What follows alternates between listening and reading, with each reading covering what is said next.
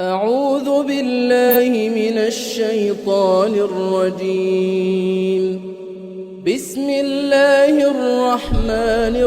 الرحيم. الرحمن علم القرآن خلق الإنسان علمه البيان. الشمس والقمر بحسبان والنجم والشجر يسجدان والسماء رفعها ووضع الميزان ألا تطغوا في الميزان وأقيموا الوزن بالقسط ولا تخسروا الميزان والأرض وضعها للأنام فيها فاكهة والنخل ذات الأكمام والحب ذو العصف والريحان فبأي آلاء ربكما تكذبان خلق الإنسان من صلصال كالفخار وخلق الجان من مارج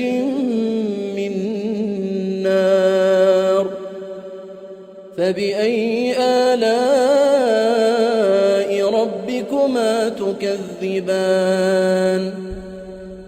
رب المشرقين ورب المغربين فبأي آلاء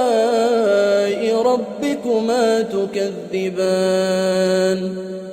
مرج البحرين يلتقيان بينهما برزخ لا يبغيان فبأي آلاء ربكما تكذبان يخرج منهما اللؤلؤ والمرجان فبأي آلاء ربكما تكذبان وله الجوار المنشآت في البحر كالأعلام فبأي آلاء ربكما تكذبان كل من عليها فان كل من عليها فان ويبقى وجه ربك ذو الجلال والإكرام فبأي آلاء ربكما تكذبان يسأله من في السماوات والأرض كل يوم هو في شأن فبأي آلاء ربكما تكذبان سنفرغ لكم أيها الثقلان فبأي آلاء ربكما تكذبان يا معشر الجن والإنس إن استطعتم أن تنفذوا من أقطار السماوات والأرض فانفذوا لا تنفذون إلا بسلطان فبأي آلاء ربكما تكذبان يرسل عليكما شواظ من نار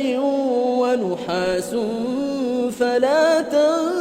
تنتصران فبأي آلاء ربكما تكذبان فإذا انشقت السماء فكانت وردة كالدهان فبأي آلاء ربكما تكذبان فيومئذ لا يسأل عن ذنبه إنس ولا جان فبأي آلاء ربكما تكذبان يعرف المجرمون بسيماهم فيؤخذ بالنواصي والأقدام فبأي آلاء ربكما تكذبان هذه جهنم التي يكذب بها المجرمون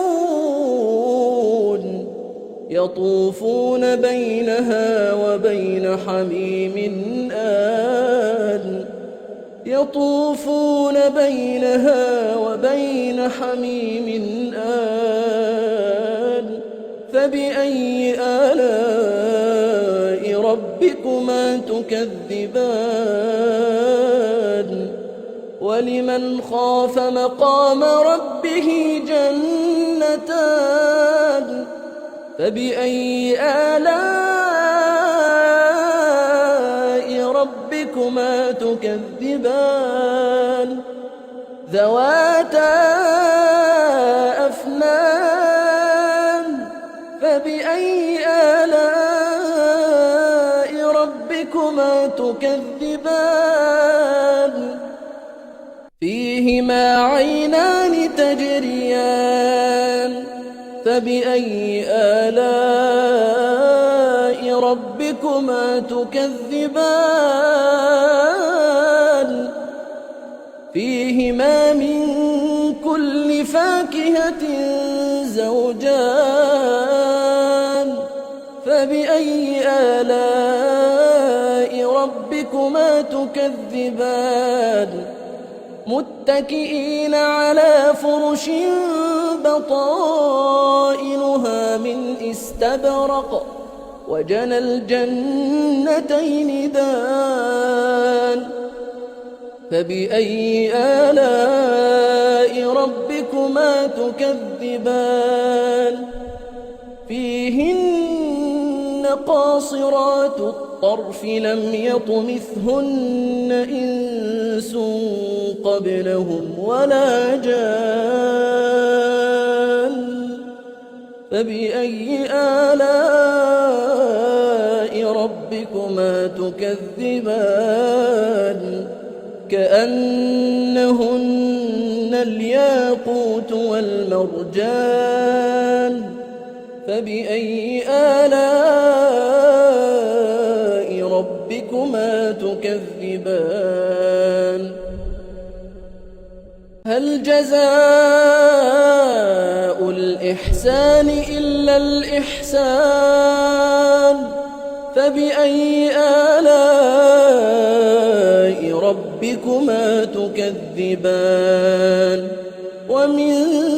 دونهما جنتان فبأي آلاء ربكما تكذبان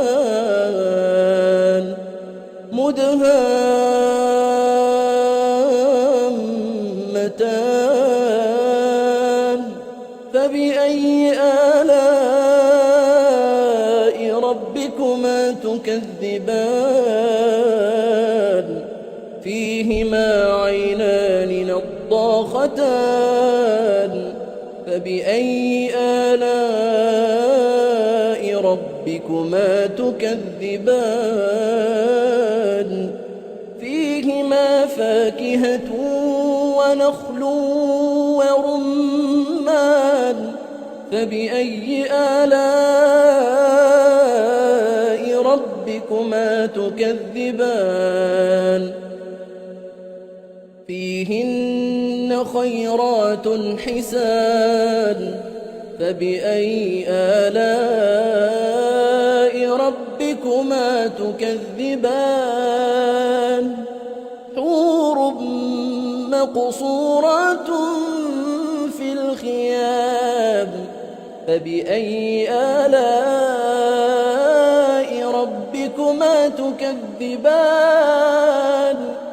لم يطمثهن إنس قبلهم ولا جان